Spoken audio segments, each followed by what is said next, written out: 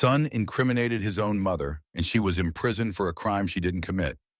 Years later, the son returned to claim the inheritance, but the lawyer surprised him with what he had prepared.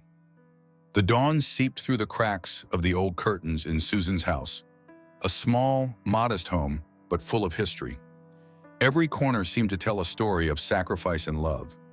The aroma of coffee filled the kitchen as Susan, with her rough hands from hard work, prepared breakfast. The silence of the house was almost deafening, broken only by the distant song of birds. Susan looked at the empty chair across from her, the one that had belonged to her late husband when Michael was still very young. "If only you were here," she thought, whispering a brief prayer in his memory.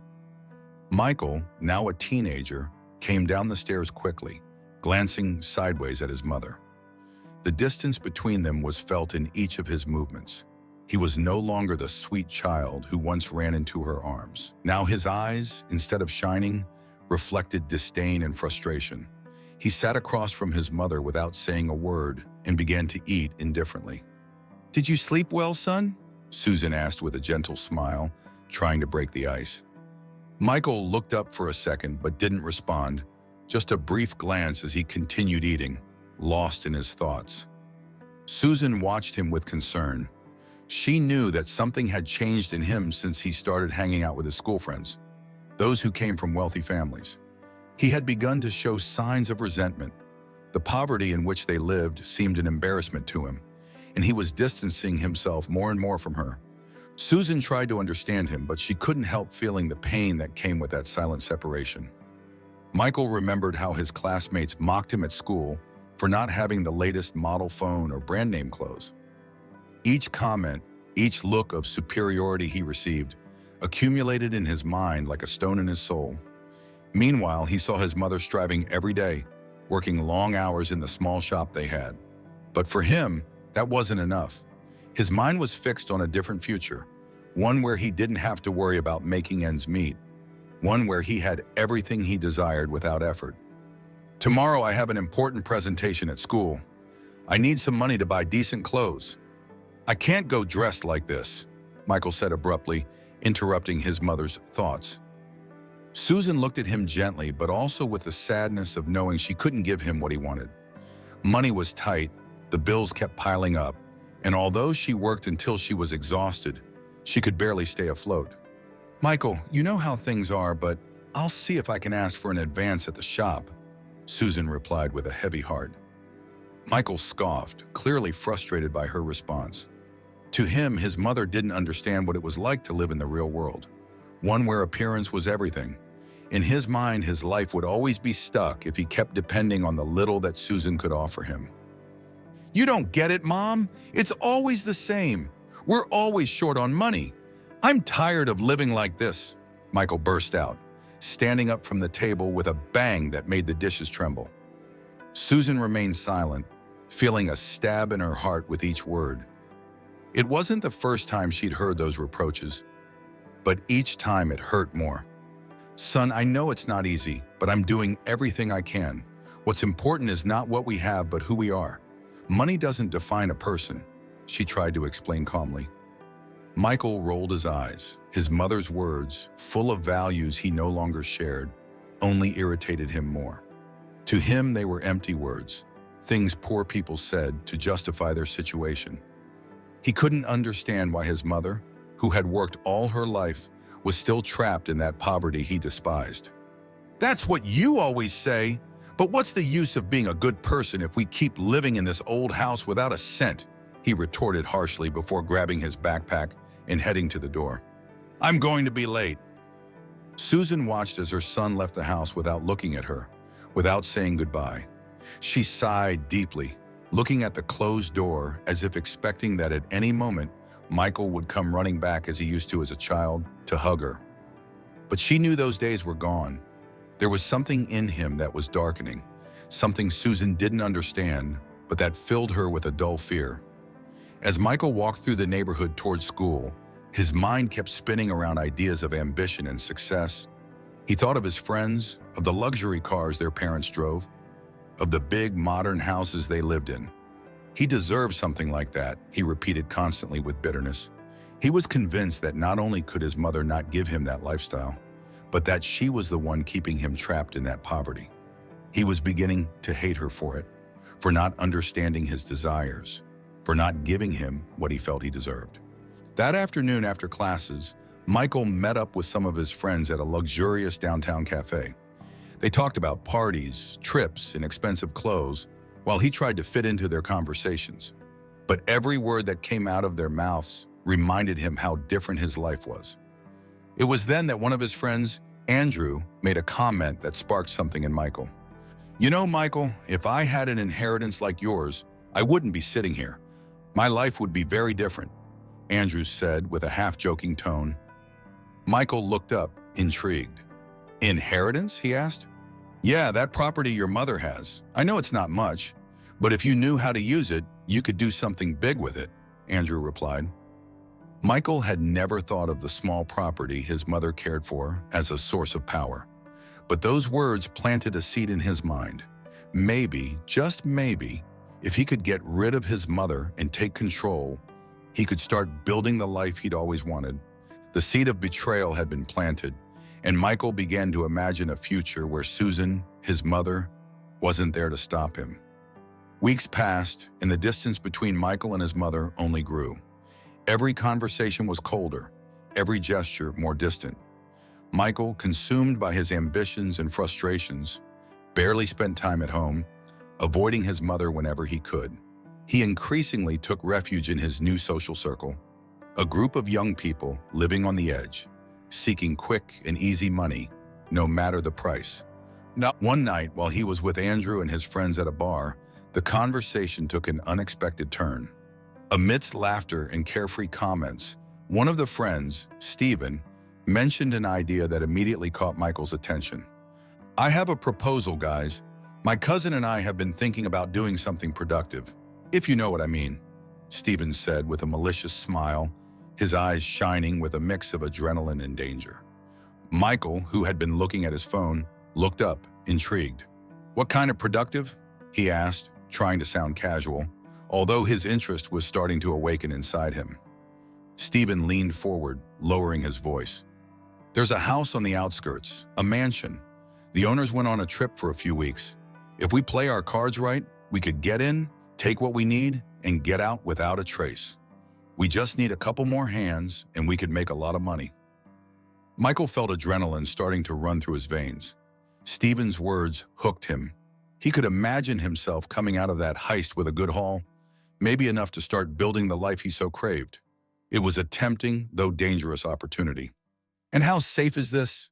Michael asked, not hiding his interest. "Safe if we do things right," Stephen replied confidently. "We're not talking about a mansion with extreme security. It's a house in an upscale neighborhood, but without state-of-the-art security systems. The owners aren't even in the country. We just need to be quick and discreet." Michael remained silent for a moment, thinking. His friends watched him, waiting for his response. He knew this decision would mark a before and after. If he participated, there would be no turning back. But he also knew that continuing on the path he was on, living under his mother's roof, with no prospects of improving his situation, was not what he wanted. He had to do something. "I'm in," he finally said, his voice firm. The others smiled, satisfied. They now had the team complete. The following days were a whirlwind of emotions and preparation. Stephen and Andrew took care of gathering the necessary details for the heist, while Michael, for the first time, felt he had control of his future. His mind was no longer on the small house he shared with his mother, but on the mansion, on the money they would take, on the life he could start to build. The night before the robbery, Michael returned home later than usual. Susan, who was waiting up for him in the living room, looked at him with concern. "Son, you've been very distant lately. I don't know what's happening, but I want you to know that I'll always be here for you," she said with a mix of tenderness and concern. Michael barely looked at her. Every word she said sounded like a distant echo, meaningless to him. His mother represented everything he didn't want to be, and listening to her talk about support and sacrifice only angered him more. But he remained silent, not arguing, and went up to his room, preparing his mind for what would happen the next day. The night of the robbery arrived. Michael and his friends met in a dark alley near the mansion. The air was charged with tension, but also with a strange excitement. The plan was simple: get in, take what they could, and get out before anyone noticed. They had studied every detail. The house seemed like an easy target. They entered without problems. The immense, luxurious house was silent. Michael looked around, amazed by the wealth surrounding him, while his friends hurried to collect jewelry, watches, and cash.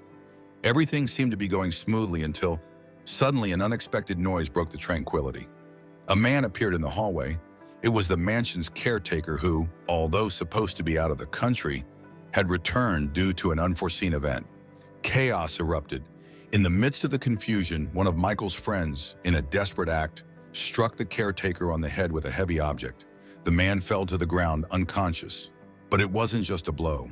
The caretaker wasn't breathing. He was dead. Panic overtook them. Michael felt everything falling apart. The plan that seemed so simple had turned into a nightmare. The terrified friends began to flee, leaving the caretaker's body on the floor. Michael, his hands trembling, ran out of the mansion, his heart pounding, sweat running down his forehead. He knew they were in serious trouble. He knew there was no way out of this mess. But then, a dark idea crossed his mind. As he ran toward his house, his thoughts cleared. The chaos, the death, the robbery, all could become an opportunity. Michael knew that if he played it right, if he manipulated the evidence correctly, he could incriminate his mother. He had access to their house. He knew where to hide the stolen items. He knew how to make everything point to her. If Mom disappears from my life, all this will be mine, he thought, not allowing remorse to touch him. Hours later, in the darkness of the night, Michael entered his house. His mother slept, unaware of the disaster that was about to unfold. Michael, with calculated precision, began to hide some of the stolen jewels in strategic places around the house, under his mother's bed, in the closet, in the kitchen drawers. Then, calmly, he cleaned any trace of his own involvement in the crime. As he left the house, he paused for a moment, looking at the closed door. A mix of excitement and fear ran through him. He knew that what he was doing was irreversible. He knew that in a matter of hours, the police would arrive and everything would change forever. He walked toward the dawn, knowing that his mother, the woman who had raised him, who had protected and loved him, would be the one to pay for the crime he had committed. The sun was barely beginning to rise when a loud knock on the door woke Susan. The feeling of a quiet morning was quickly replaced by an unease she couldn't explain. She got out of bed, her heart pounding, not knowing why. Michael was still not home. She had heard him come in late the previous night, but didn't dare confront him. When she opened the door, she found two uniformed police officers standing in front of her, their faces serious and determined. "Susan Williams?" one of the officers asked, while the other observed her with a cold, analytical gaze. "Yes, that's me," Susan replied, her voice trembling, not understanding what was happening. "We have an arrest warrant for you. You're under suspicion of robbery and murder," the officer said. The words fell like a bucket of cold water over Susan. Her mind went blank. Robbery? Murder? Those words made no sense. She tried to find some explanation, but all that came to mind was her routine life, the shop, Michael, and the effort she made every day to survive. "There must be a mistake. I haven't done any of that," she stammered, her voice breaking from panic. The police didn't give her time to protest further. In a matter of minutes, handcuffs encircled her wrists, and Susan was escorted to the patrol car, her neighbors watching from their windows with looks of confusion and surprise.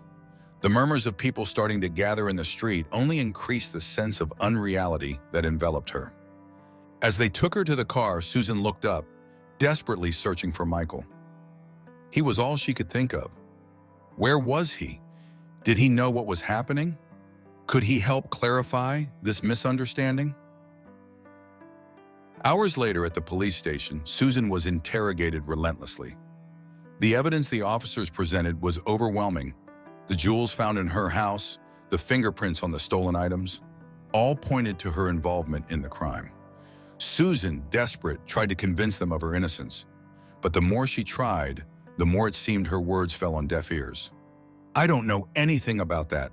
Please, you have to believe me. It's a mistake," she said over and over, tears in her eyes. "Susan, the facts are clear. The jewels were in your house, and the evidence indicates you were involved in the robbery," one of the officers said coldly. Each new accusation was like a blow to the chest. Susan felt the ground crumble beneath her feet. She had never imagined she'd be in such a situation, that she'd be trapped in a judicial process for something she hadn't done. Deep down, fear grew. Where was Michael? Why hadn't he appeared to help her? She knew her son always came home late, but this was different. He should be there explaining the truth.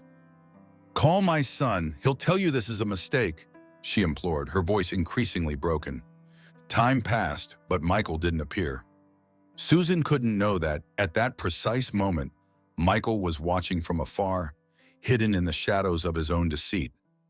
He knew the police would eventually come to the house. He knew his mother would be arrested, and yet he did nothing.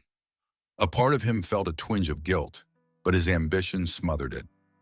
Michael watched as his plan unfolded perfectly. While Susan fought for her freedom, he was preparing to take control of the family assets, the last obstacle that, in his mind, kept him tied to a life of limitation. He convinced himself that everything he did was for his own good, that his mother's sacrifice was just a necessary price to achieve the life he had always desired. The day of the trial arrived quickly.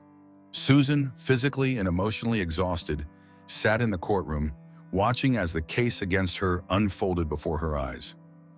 The defense lawyer she had managed to get, David Miller, was an honest man, but even he knew they were at a disadvantage. The prosecution presented the evidence relentlessly. The jewels found in her house, the fingerprints, the connections that apparently indicated Susan had been involved in the robbery. Each new piece of evidence made Susan feel smaller, more powerless. She looked around the room for a familiar face, someone who would offer a ray of hope, but Michael was not there. The young man, for his part, was present at the trial, but his attitude was cold and distant. He didn't approach his mother. He didn't try to console her or explain anything. For him, all this was part of the plan. He knew that the more distant he remained, the more believable the version that he had nothing to do with the crime would be. Susan watched him from across the room, hoping, begging that he would say something, that he would explain what was happening. But Michael remained impassive, his eyes cold, showing no hint of the compassion he had once felt for her. That indifference tore her apart inside. How could this happen? Susan asked herself over and over, trying to find an answer to the betrayal she felt. The verdict didn't take long. The evidence was clear, and Michael's manipulations had been perfect. The judge, with an implacable voice, delivered the sentence. She was sentenced to years in prison for robbery and complicity in murder. The sound of the gavel striking the stand resonated in Susan's mind like an endless echo. Her legs trembled as the guards approached to escort her out of the courtroom. With a pale face and tears running down her cheeks, she sought one last look from her son, one last word to help her understand. But Michael said nothing. He made no effort to stop her or defend her. He just watched her as if she were no longer part of his life. And in that moment, Susan understood. Michael had betrayed her. Her own son had handed her over to the clutches of justice. And now, while she was being taken to prison, he would keep everything she had built. Susan was taken to prison, her mind full of unanswered questions, her heart broken by the cruelest betrayal. The prison doors closed behind her, and with that sound, a part of her life was left behind. In her cell, Susan sat in the corner, looking at the cold, gray walls that surrounded her. She knew that her struggle was just beginning, but at that moment, all she could feel was the deep pain of having lost not only her freedom, but also her son. The metallic noise of the doors closing resonated in Susan's ears like a sentence she could never have imagined. The cold prison walls enveloped her, and the heavy air seemed to press against her chest. Sitting on a small iron bed, she observed the confined space of her new home, a cell with soulless gray walls that seemed to suck any vestige of hope. Outside, the world kept turning, but for Susan, time had stopped at the moment she heard the sentence.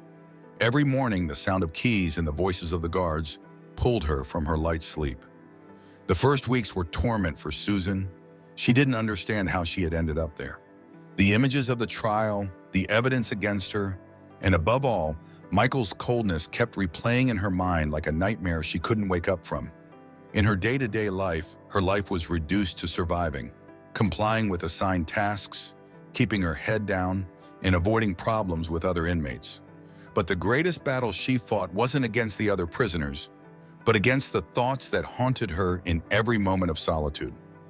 Often in the darkness of the night, when the silence was deep, she remembered Michael as a child, the little boy who ran into her arms after a bad day, seeking comfort. How had it come to this point? What had she done wrong as a mother? The pain of betrayal was almost unbearable. Throughout the years, Susan had sacrificed so much for her son, dedicating her life to giving him a chance to get ahead, to be someone. And now the same person she had fought for had put her in a cell, burying her in a lie she didn't know if she could dismantle. One afternoon, while sweeping the prison yard, an older woman with scars on her face and a hard gaze approached her. "You're the new one, right?" the woman asked directly. Susan nodded, not knowing what to expect. "I've been watching you. You don't seem like the type who belongs here." "I'm not," Susan replied, her voice barely a whisper. The woman laughed briefly, but without joy. "We all say that at first. The difference is that some, like you, really don't belong." The woman's name was Linda, and little by little, she began to get closer to Susan.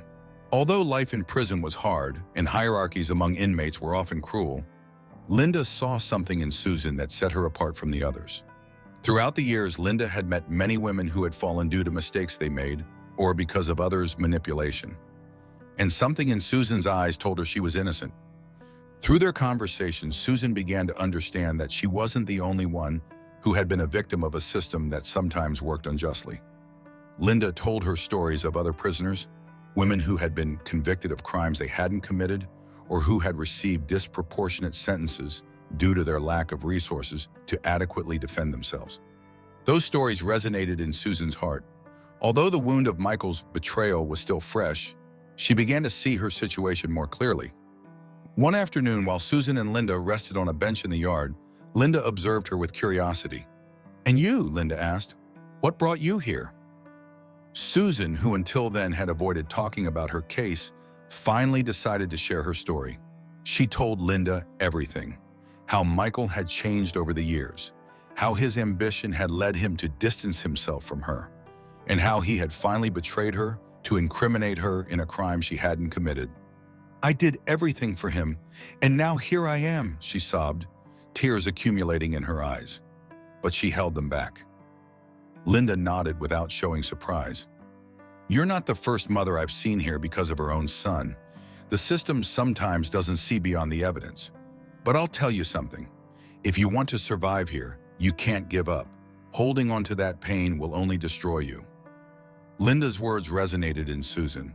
She knew Linda was right. She couldn't keep sinking into despair. No matter how much Michael's betrayal hurt her, she couldn't let it consume her completely. There were women like her who had been trapped in a web of injustices.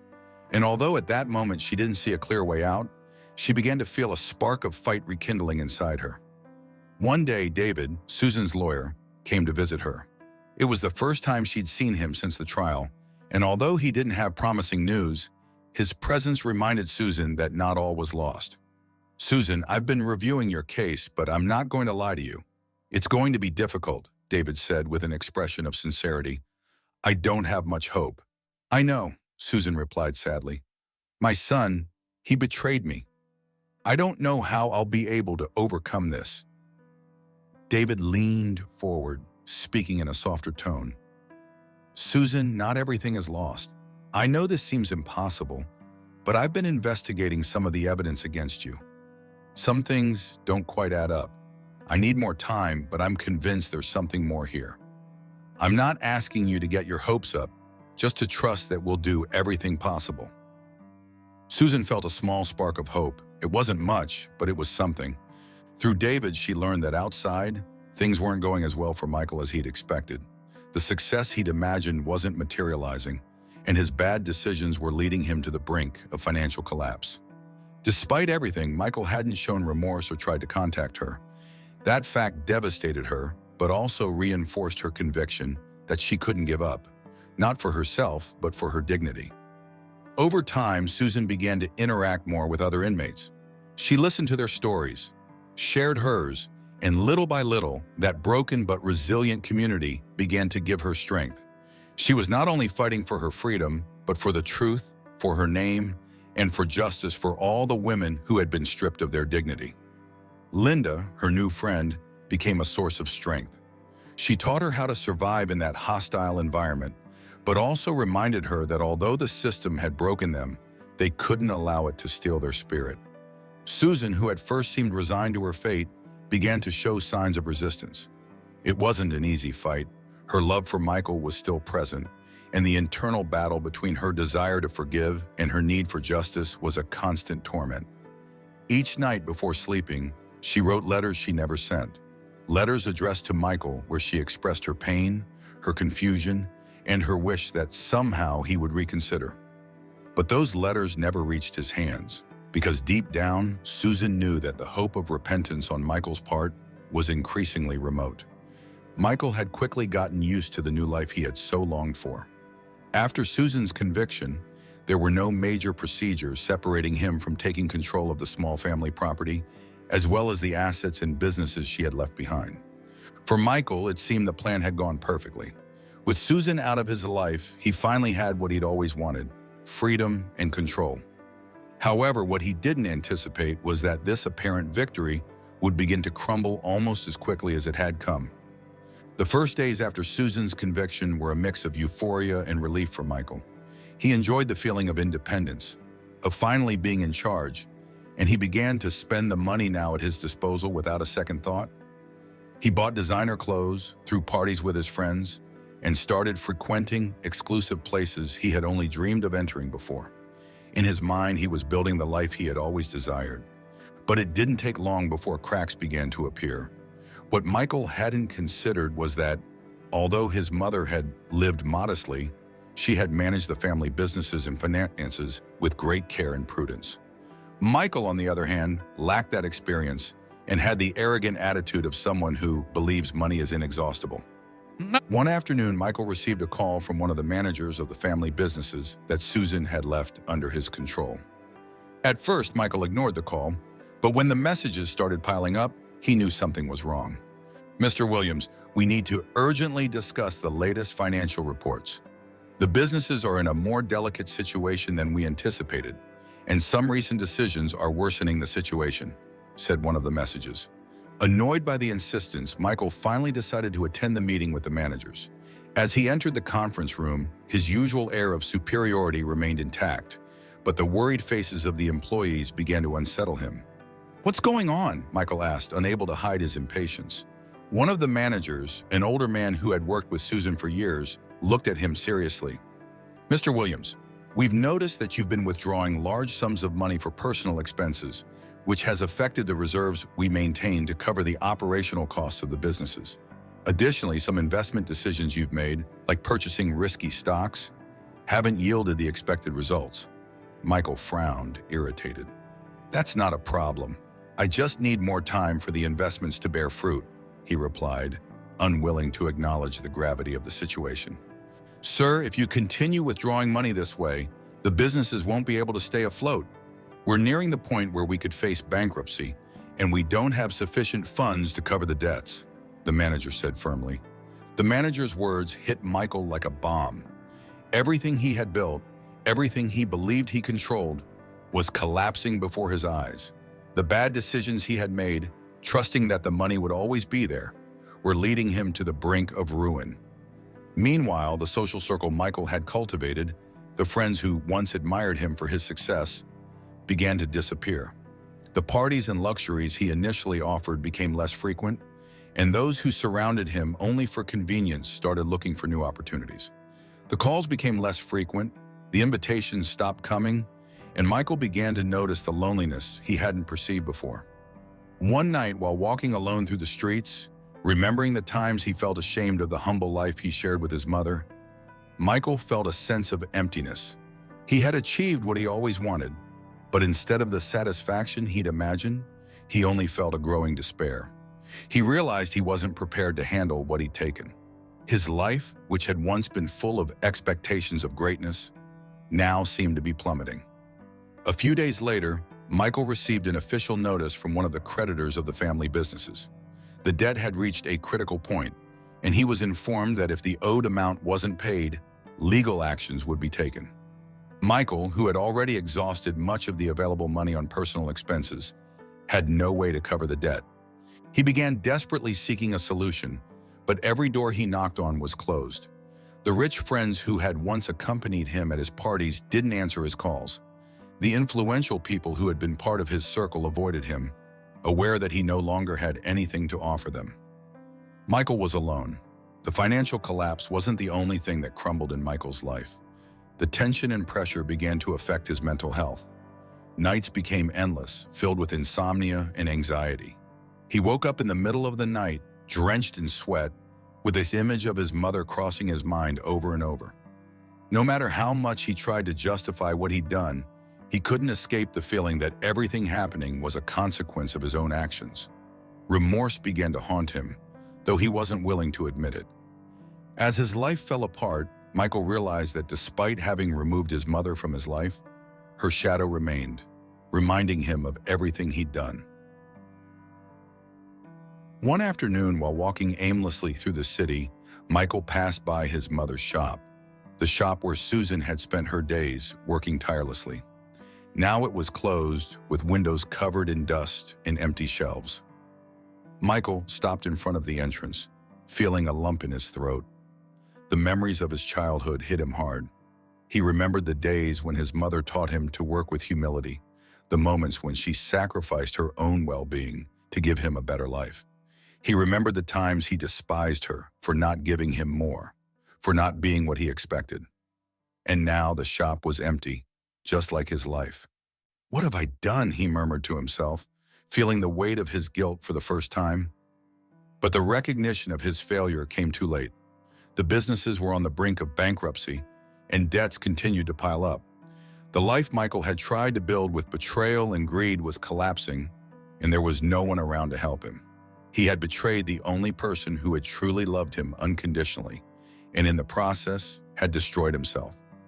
Time in prison continued to move slowly for Susan, as if each day were a repetition of the previous one. The hours stretched between assigned work, conversations with Linda, and thoughts that wouldn't leave her in peace. However, that small spark of hope that David had ignited in his last visit remained alive in her. She knew her lawyer was still looking for a way out, although each passing day without news was another test of patience and endurance. One afternoon, when Susan was returning from working in the prison kitchen, a guard called her. "Williams, you have a visitor," the man said, his voice harsh but formal. Susan's heart skipped a beat. She wasn't expecting anyone. She thought of David, but no meeting was scheduled with him. She walked nervously to the visiting room, her mind racing through all possible scenarios. However, when she entered the room, it wasn't David waiting for her.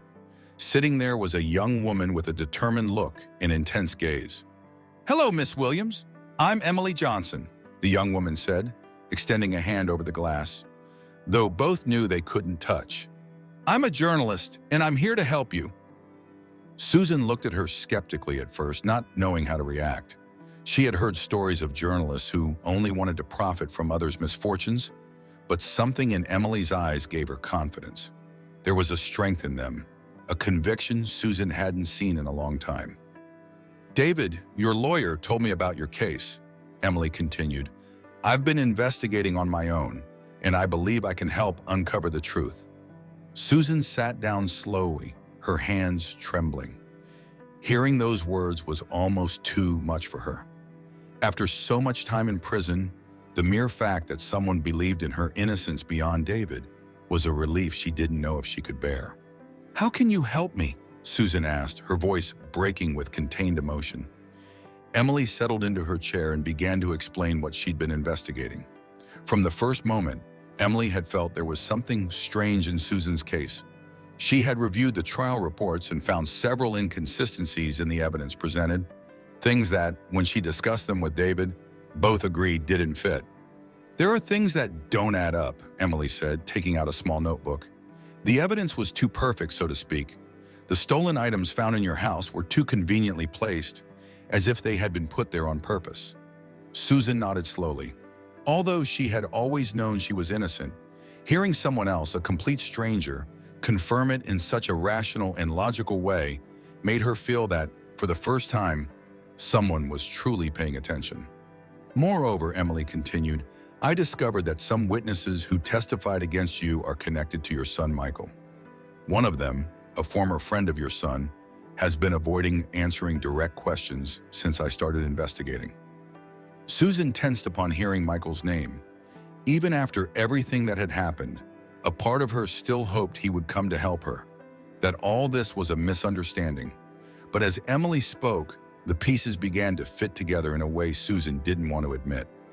"Michael," Susan whispered, almost breathless. The idea that her son was directly involved in incriminating her, that he had done this consciously, was a pain she couldn't bear. Emily saw Susan's reaction and her tone softened.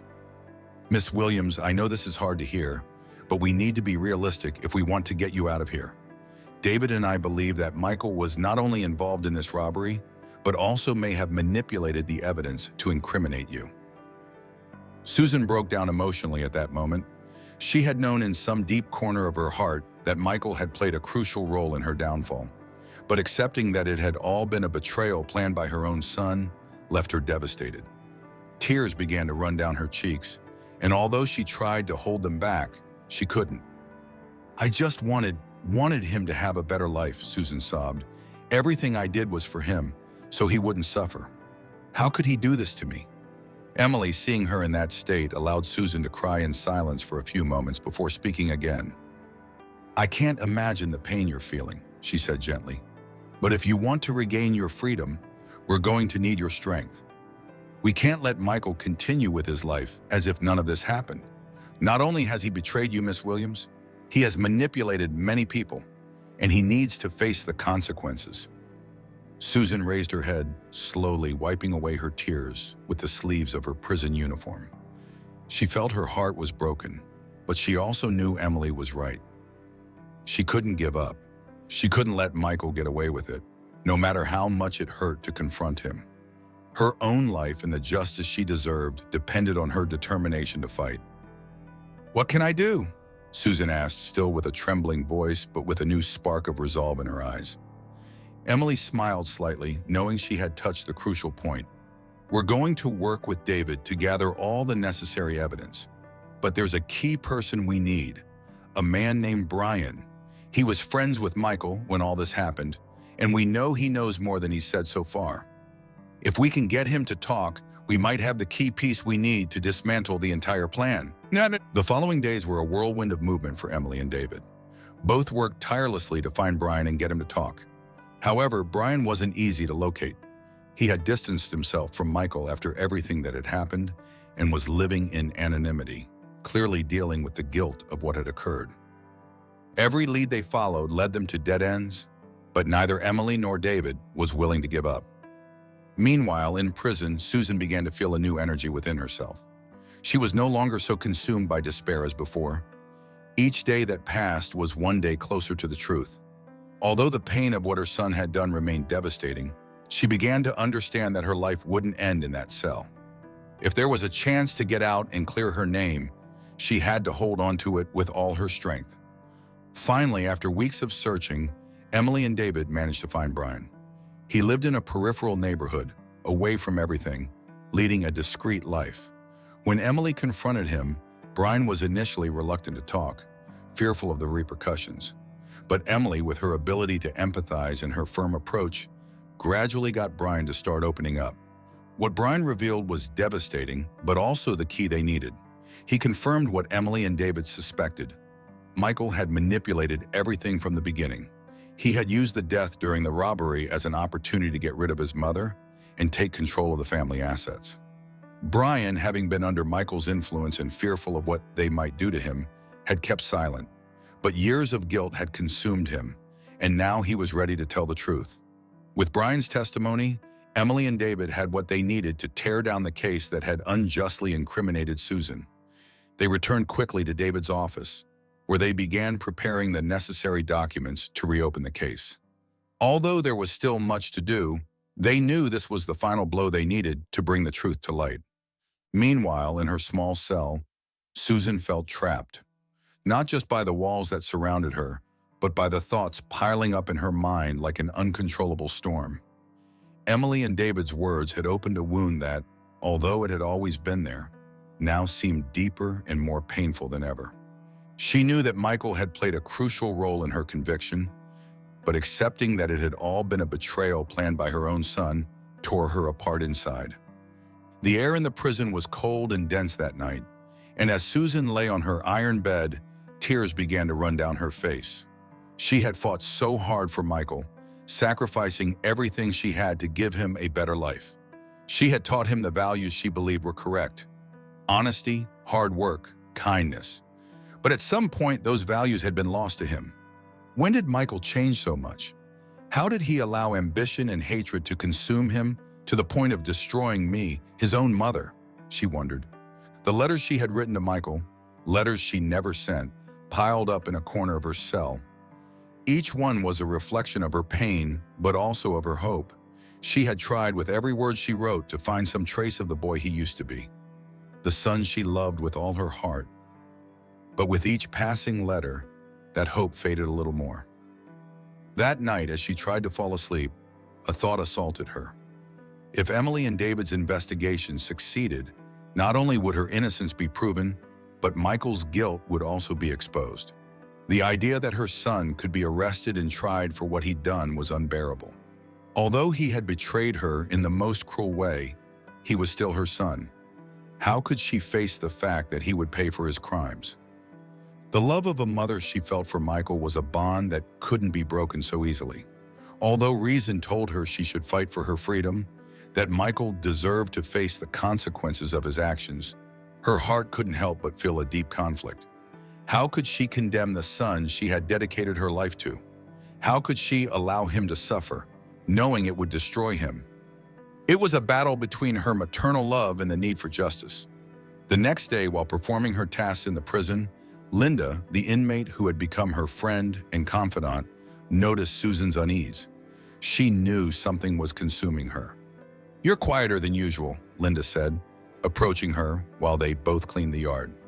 Susan looked at her and for a moment thought about saying nothing, but she knew she couldn't keep holding those thoughts inside. "It's Michael," she murmured, her eyes filled with anguish. "If Emily and David's investigation succeeds, he'll be the one to pay, and I don't know if I can bear it." Linda nodded slowly, understanding the pain Susan was feeling. She herself was a mother and knew the unconditional love a mother feels for her child, even in the worst circumstances. "It's normal to feel that way. He's your son after all," Linda said, leaning on the broom she was holding. "But you also have to think about yourself. He betrayed you, put you here, and hasn't even had the decency to repent." "I know," Susan replied, her voice breaking. "But how can I condemn him? He's still my son, and although it hurts what he did, the idea of seeing him suffer, of seeing him in prison, is something I can't bear. I raised him. I loved him. I can't stop loving him, even though he's hurt me so much." Linda sighed, understanding the depth of Susan's internal struggle. She approached and put a hand on her shoulder. "Sometimes a mother's love is the hardest thing to face. But Susan, he chose this path. You didn't push him to do what he did. There's a moment in every child's life when they must take responsibility for their decisions. You can't carry the guilt for his actions." Susan nodded, but the knot in her chest didn't loosen. She knew Linda was right. Michael had made his own decisions, and those decisions had destroyed her. But that didn't make the pain of his betrayal any less intense. Her mind kept wandering between the desire to protect him and the need for justice for herself. That night, upon returning to her cell, Susan sat in front of her small pile of letters. She knew she had to make a decision. She took a blank sheet of paper and began to write a new letter. this time with a clarity she hadn't had before. Susan writes a heartfelt letter to Michael, expressing her pain, but also her need to fight for her freedom. She acknowledges that Michael must face the consequences of his actions. With Brian's testimony, Emily and David build a strong case to exonerate Susan and implicate Michael. The legal process advances quickly. Michael is confronted with the evidence of his betrayal, and during a meeting with David, Susan, and the authorities, he is arrested. Michael is shocked to see his mother and realizes the gravity of his actions. Susan tells him she forgives him, but that he must face justice. Michael is taken away, devastated by the realization of his own downfall. Susan is released from prison, but while she regains her freedom, she grapples with the loss of her son. She decides to use her experience to help others and, together with David and Emily, establishes a foundation called Strength and Justice to support women who have been unjustly accused. The foundation becomes successful, and Susan finds purpose in helping others. One day, she receives a letter from Michael, who is remorseful and seeking forgiveness. Susan acknowledges his remorse, but focuses on her mission. Eventually, Susan visits Michael in prison. They have an emotional conversation where Michael apologizes, and Susan tells him she forgives him, but needs to continue her life. The story ends with Susan finding peace and purpose, helping others through the foundation, and embracing her new life with hope and determination. If you enjoyed this impactful story about Susan's fight for truth and justice, remember that in life, justice and truth always find their way, even in the darkest moments. The lesson here is clear. Never stop fighting for what's right, no matter how difficult the path may be. If you like this story and want to hear more inspiring and emotional tales like this one, don't forget to give this video a like and subscribe to the channel. Activate the notification bell so you don't miss any of our upcoming videos. And remember, there's always a second chance for justice and forgiveness. Thank you for staying with us until the end. See you in the next video. Take care and keep fighting for your dreams. Until next time.